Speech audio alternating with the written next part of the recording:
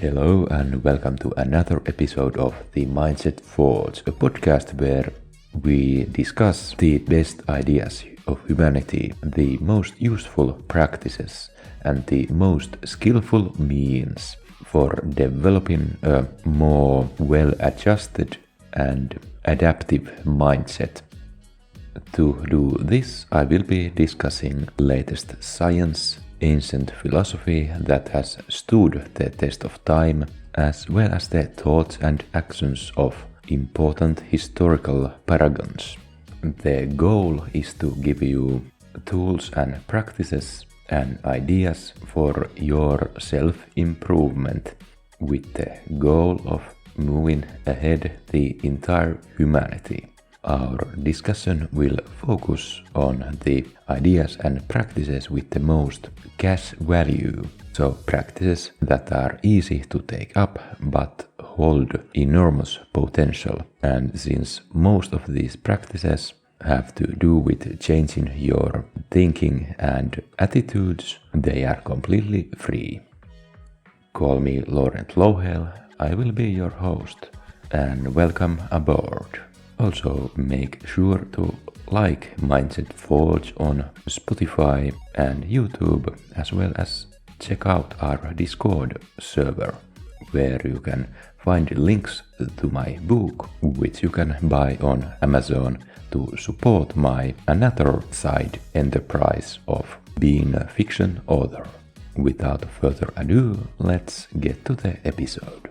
Mindset Forge, episode 17, Making Better Decisions. There is no more miserable human being than one in whom nothing is habitual but indecision. William James. Decisions.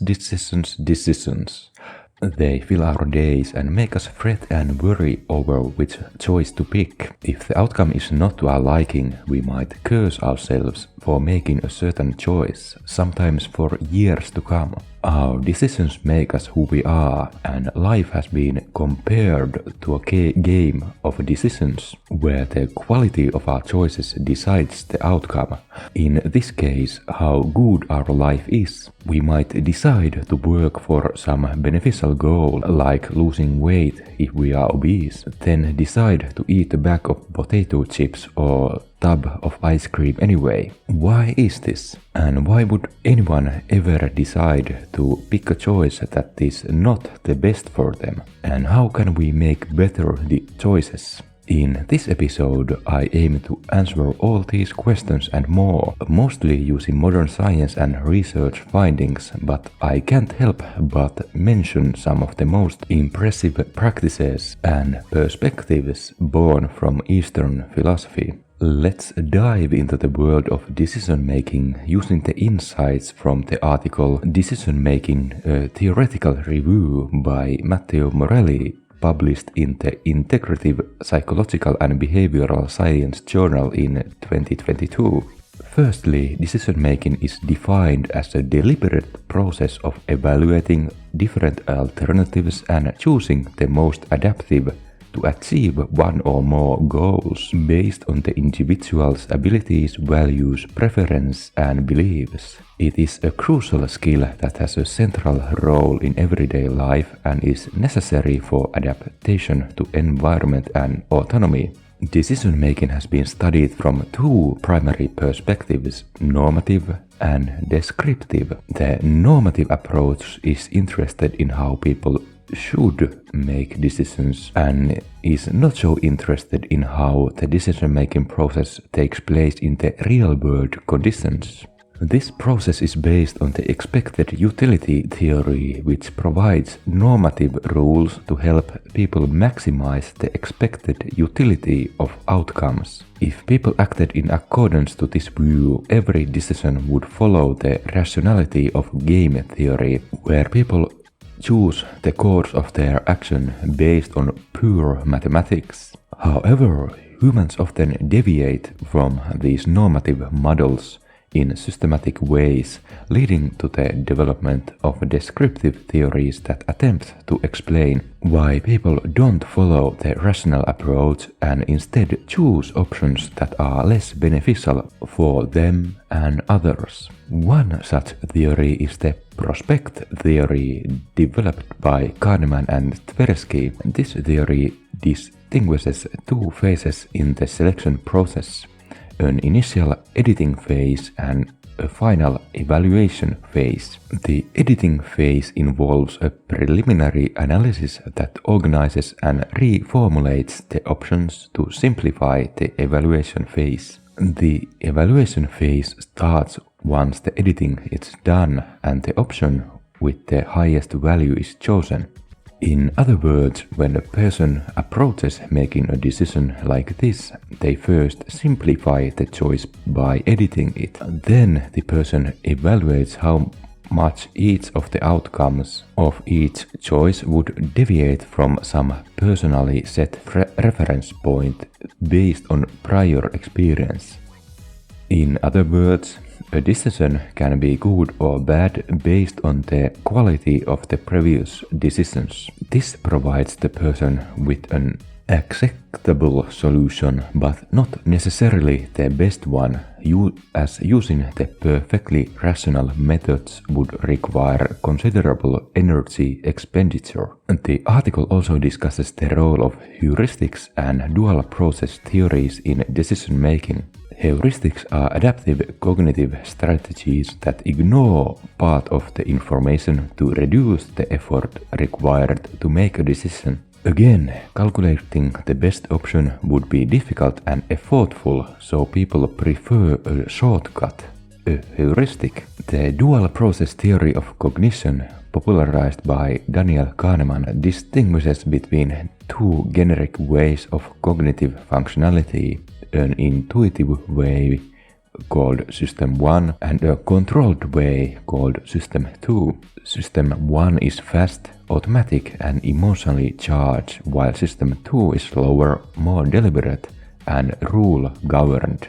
Reward plays a large role in our decision-making, so it should come as no surprise that dopaminergic networks influence our decision-making, involving such areas as the striatum, mesencephalon, anterior cingulate cortex, and orbitofrontal cortex. These deal with reward prediction error and expectation and formation of reward representation in the brain. The dorsolateral prefrontal cortex, parietal cortex, and the insula and the amygdala are also central. The dorsolateral prefrontal cortex is particularly important for maintaining and manipulating cognitive representations in the working memory and planning future actions based on these representations. The dorsolateral prefrontal cortex would represent the actions to be chosen and thus help compare options. The amygdala and insula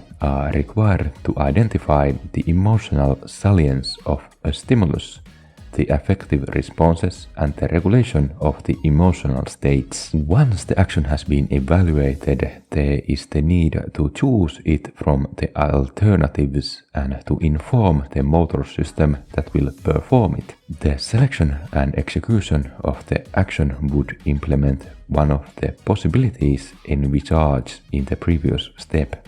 Cognitively, this means suppressing competing actions and planning the winning action in sub-steps. For visual saccadic decision-making, lateral intraparietal area, or LIP, plays a central role. It creates a topographic map of the external world and codifies different directions based on the salience of objects in that direction. It creates an interface among perception, action and cognition, and redirecting attention both consciously and unconsciously to the spatial location in which the salient object for the person is present. Our eye saccades, meaning the rapid, mostly unnoticed movements of our eyes, then direct in the direction of these interesting objects and signals of less salient objects in our visual field are suppressed. The anterior cingulate cortex plays a part in the next step, executing and monitoring our decisions. This phase starts when the frontoparietal areas have inhibited the competing choices. This phase involves implementing choices in a directly observable response, monitoring the sub-objectives and correcting the errors that can occur in sequencing the planned actions. The final step is evaluating the outcome, with the amygdala processing feelings of loss, while striatum and orbitofrontal cortex process winnings. People with amygdala lesions don't, for example, learn to choose less risky decks in a card game and show less response to losing. The article also discusses the role of emotions in decision making, highlighting theories such as the risk as feeling hypothesis, the affect heuristic, and the somatic matter hypothesis. These theories emphasize how emotional reactions in risky situations often diverge from the cognitive assessment of risks and how these emotions guide decision making. It is often thought that using one's brain instead of being guided by emotion is the best while making decisions. However, I quote from the article, "Experience and express feelings and emotions. This theory shows that unconscious judgments can guide the decision-making process even before people become aware of it. Without the help of these prejudices, explicit knowledge would be insufficient in allowing the implementation of advantageous behavior. In healthy individuals, the activation of unconscious biases precedes explicit reasoning. The first process cooperatively assists the second, facilitating an efficient reasoning process necessary for a conscious decision. The automatic responses could manifest complex unconscious signaling processes that reflect past experiences, specifically recording that tell us if we should expect a reward, punishment, or emotional state. Several studies report a relationship between the autonomic nervous system and cognitive functions such as decision. A lesion in the VM prefrontal cortex precludes the possibility of recalling this information. In conclusion, the somatic marker theory shows us how emotions play a fundamental role in the decision-making process. The blocking and interruption of emotional processes can cause negative consequences for decision-making. So, decision-making is a complex process that involves cognitive strategies, emotions, and various parts of the brain. It's not just about making the best choice, but also about understanding how we make those choices and the factors that influence them. Next, let's discuss how certain biases and heuristics impact our decision-making processes. By understanding these cognitive shortcuts and errors, we can become more efficient decision makers. Let's start with the term heuristic. In the field of psychology, a heuristic is a mental shortcut that allows individuals to solve problems and make judgments quickly. Heuristics are useful because they help us function without constantly stopping to think about our next course of action. However, they can also lead to cognitive biases. Cognitive biases are systematic errors in thinking that can occur when people are processing and interpreting information in the world around them. They can lead to perceptual distortion, inaccurate judgment, or illogical interpretation. There are many types of cognitive biases, but let's dive into some of the most notable ones. The confirmation bias is a potent example. This is our tendency to seek out and favor information that confirms our pre-existing beliefs while disregarding data that contradicts them. We tend to interpret ambiguous evidence as supporting our existing positions, which can lead to overconfidence in personal beliefs and can maintain or strengthen beliefs in the face of contrary evidence. Next up is the availability heuristic. This is where we make decisions based on the information that comes to mind most quickly rather than considering all possible options. The problem with this is that our memories aren't perfect representations of reality, and they are shaped by a variety of factors, including our emotions and experiences. Another important bias to mention is the anchoring bias. This occurs when we rely too heavily on an initial piece of information called the anchor when making decisions. Even when presented with new information, we can't help but let the initial piece of information influence our decision-making process. Let's also consider hindsight bias, the tendency to believe after an outcome is known that we would have predicted or expected it. It is often referred to as the "I knew it all along" phenomenon and can lead to an oversimplification of cause and effect. Lastly, for today, the sunk cost fallacy is where our decisions are tainted by the emotional investment we accumulate, and the more we invest in something, the more we feel we have to keep investing to validate the original decision, even when it doesn't serve our current goals. Understanding these biases and heuristics is the first step towards making more informed decisions. By acknowledging these cognitive shortcuts, we can start to adjust our thinking and make decisions that better align with our goals and values. Let's explore how our emotional state affects the decisions we make next. A review article on decision-making, stress and cortisol levels found that both stress and cortisol reactivity were associated with high immediate gain but larger future losses, higher risk-taking and lower risk perception in uncertainty-based economic tasks, so essentially betting. Half of these studies showed that there is no difference between the sexes, while the other half showed that women were more affected by acute stress than men. However, in real-life situations, link between stress and decision-making was not found, but it was speculated that stress might make rewarding stimuli more appetizing and lead to poorer decisions this way based on current mood. Wishing to engage in pleasurable activity even when one knows the decision is worse than the alternatives. Stress also seems to increase prosocial decisions, and it is theorized this is done to win over help from others in stressful situations.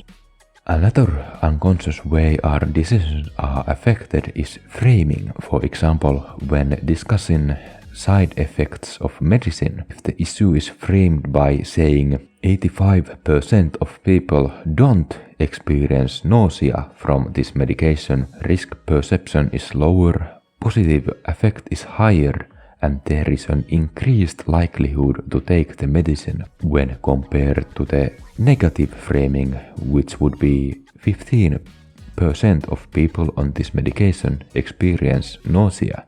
Another heuristic affecting our decisions is based on emotional valence, biasing us to choose options that are in line with our current emotional state. In risk-oriented tasks, negative emotions have been reported to impair decision-making unless cognitive strategies such as cognitive reappraisal are used.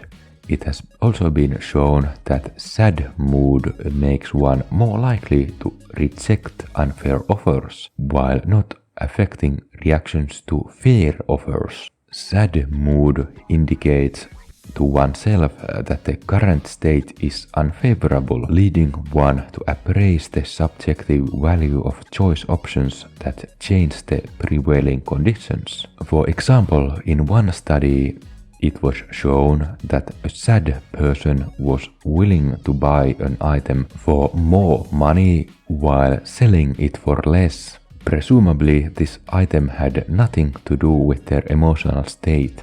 Disgust, on the other hand, is linked with rejecting what is disgusting, and people who had been primed with the emotion of disgust were willing to buy and sell the item for less money, indicating that disgust makes one see everything as less valuable. Sadness and anger predispose one to make riskier choices, while anxiety and fear predispose towards safer choices. The psychological study of affective priming carries over to the decision made. For example, how seeing a smiling or a frowning face influences our decision.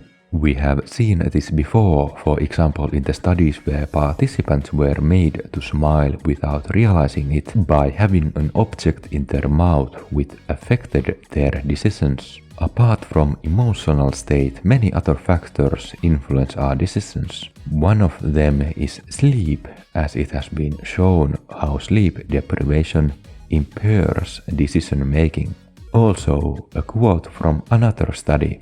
An overwhelming amount of evidence exists indicating that people become more impulsive and opt for immediate gratification of their desires when they are emotional, hungry, sexually aroused, or otherwise in a hot state. For example, sexually aroused people engaged in more impulsive decisions making about sexual encounters, even when aware of the potential negative consequences. Also, hungry people become more wanting of food and tend to forget about their weight goals. These findings make sense when considering that hot states in general and visceral drives in particular are adaptive psychological states that increase the motivation to satisfy important immediate physical needs, such as drinking water when thirsty.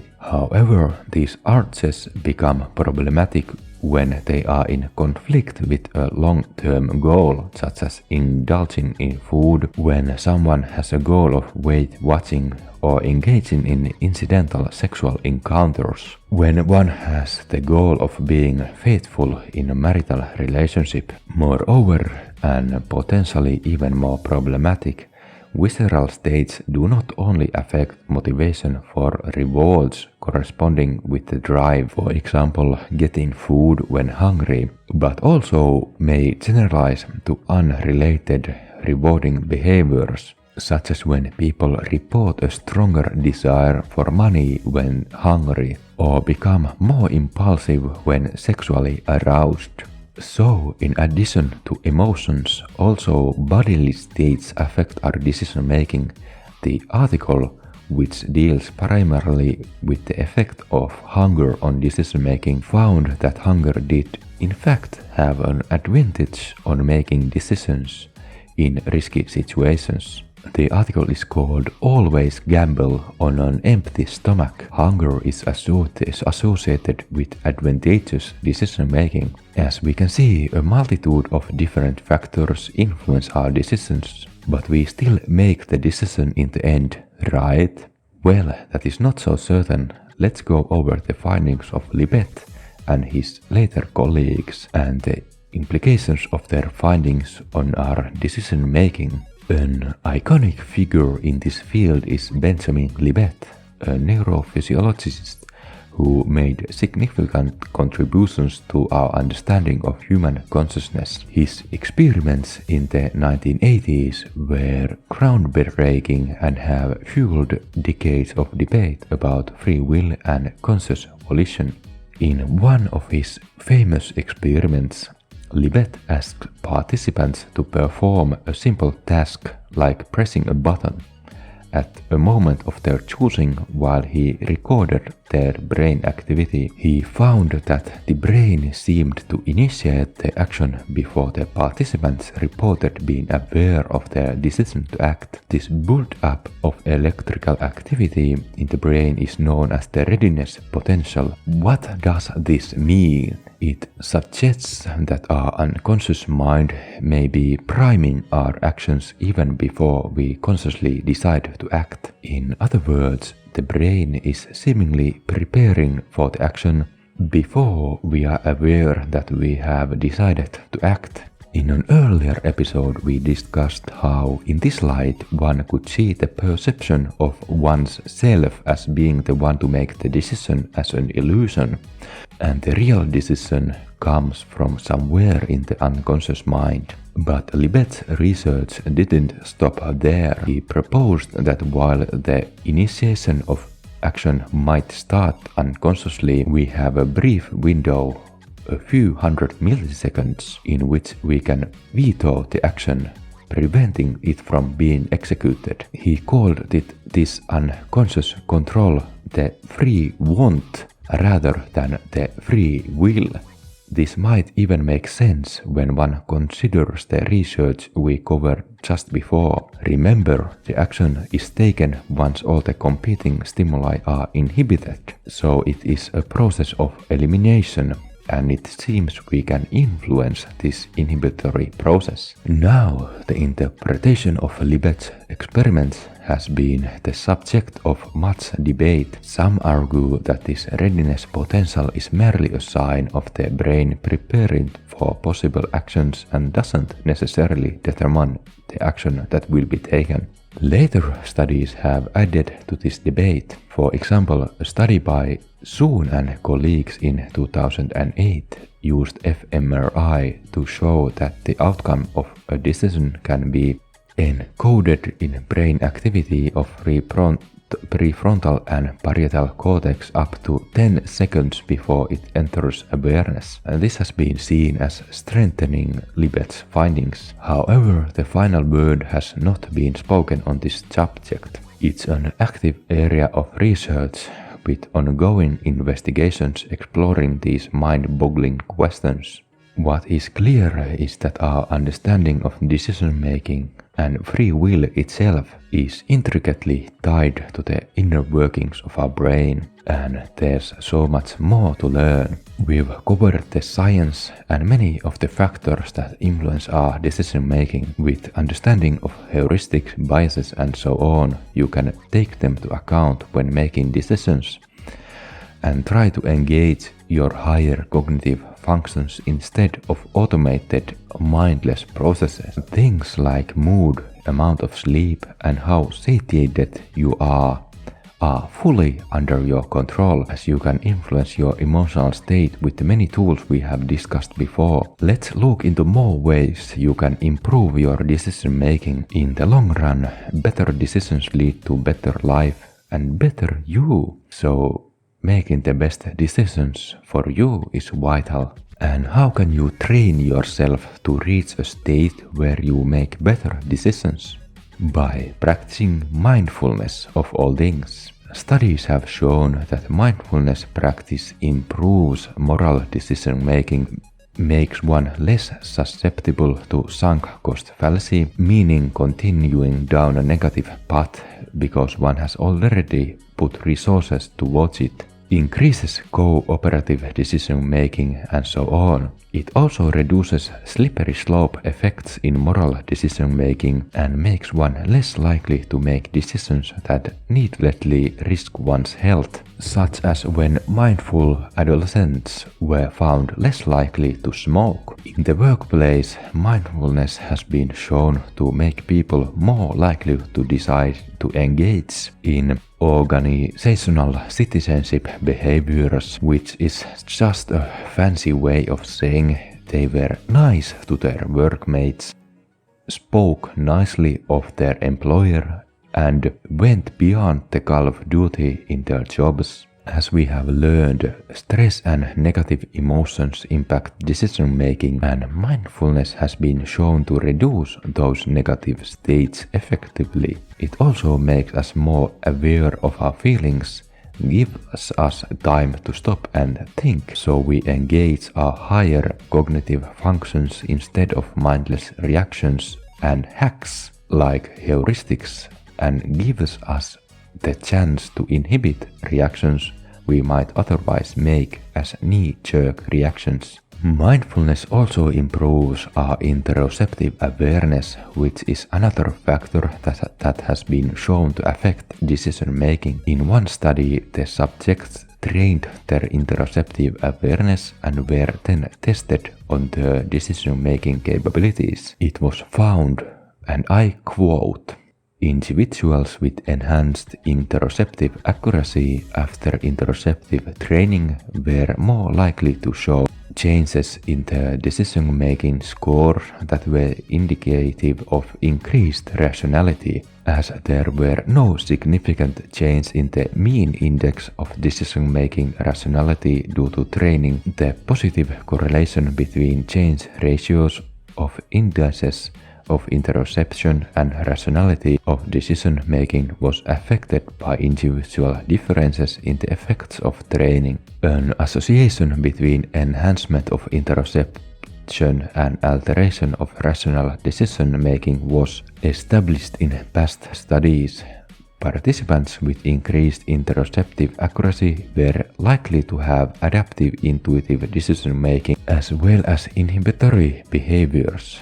Furthermore, the index of rationality of decision-making was related to dopamine receptor density in the striatum. The results of present intervention study indicated a causal relation between interoceptive accuracy and decision-making processing. These findings provide a better understanding of the mechanism underlying changes in decision-making due to psychological therapy focused on interoception. Indeed, interoceptive exposure therapy for panic disorder and irritable bowel syndrome led to reductions in anxiety and somatic symptoms, respectively. In addition, mindfulness-based stress reduction is often regarded as a component of contemplative interoception training. This type of training was presumed to influence changes in decision-making. Alterations of the dopaminergic system in the brain may also contribute to the abilities of these psychotherapies to induce adaptive decision-making." End quote. Another recurring theme in this podcast is cognitive reappraisal, which is also mentioned in relation with decision-making. One review article states that, and I quote, "Though some individuals may have a general tendency to see the world in a positive or negative light, the ability to shift emotion through changing one's interpretation of an event, known as reappraisal, can also be taught and consciously applied. In a typical reappraisal task, the participant is asked to think about the stimulus differently to reduce its negative emotional consequences." End quote. For example, when people were instructed to either to think of each choice as one amongst many or to think like a trader building a portfolio, this affected the perceived significance of the choices as well as loss aversion. So, to improve our decision-making, we can identify many tools, many of which we have discussed in other contexts. This is because so many things influence so many other qualities in us. As I have often said, even though many seem to think they have very little possibility of affecting themselves, of improving, when one looks into the subject, there are almost too many to list. If I had to pick just one, I would probably pick mindfulness, as it has so many beneficial effects on so many areas. So here we have the topic of decision making and how to improve it, discussed from the perspective of science and research, so a more modern Western perspective. But what does ancient wisdom have to say about decision making? Turning to Eastern philosophy, primarily Buddhism and Tao, the answers we get are quite different. Both, especially Tao, stress the importance of spontaneous action, one that happens without rigorous consideration of how oneself benefits from it. In fact, one is instructed to act for others instead of one's self. The way of the Tao is seeing past rational reasoning altogether and letting things happen naturally. When this is achieved, no decision is made and one feels like they aren't really doing anything, but things just happen naturally on their own. Like it is said in the Tao, when the great Tao is forgotten, goodness and piety appear. When the body's intelligence declines, cleverness and knowledge step forth. And if you want to become whole, let yourself be partial. If you want to become strict, let yourself be crooked. If you want to become full, let yourself be empty. If you want to be reborn, let yourself die. If you want to be given everything, give everything up. The master, by residing in the Tao, sets an example for all beings. Because he doesn't display himself, people can see his light. Because he has nothing to prove, people can trust his words. Because he doesn't know who he is, people recognize themselves in him. Because he has no goal in mind, everything he does succeeds. When the ancient masters said, if you want to be given everything, give everything up, they weren't using empty phrases. Only in being lived by the Tao can you be truly yourself.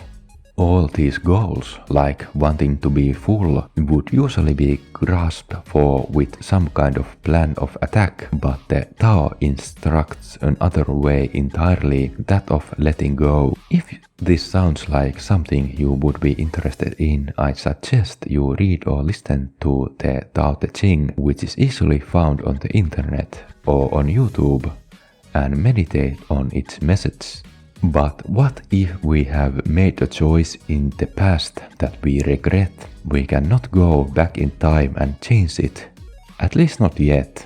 But in my view, that does not mean nothing can be done of past decisions that we consider wrong. The answers lie in the present moment. By cultivating mindfulness and gratitude, we become happy in the here and the now, blissful and thankful for the way things are. At this point, we can think how every choice in our past has led to this moment, and without that choice, which we have spent all that time regretting, we would not be here. Then we can be grateful for even that choice, and this surpasses even getting over it, as one no longer wishes to change it. So the best way to get over a decision we regret is to cultivate gratitude in the present moment and fix the past by fixing the present. From that point on, the future is set as well. So there we have it, folks. Mindset thoughts on decision making. Just to recap, many different brain areas play a role in decision making.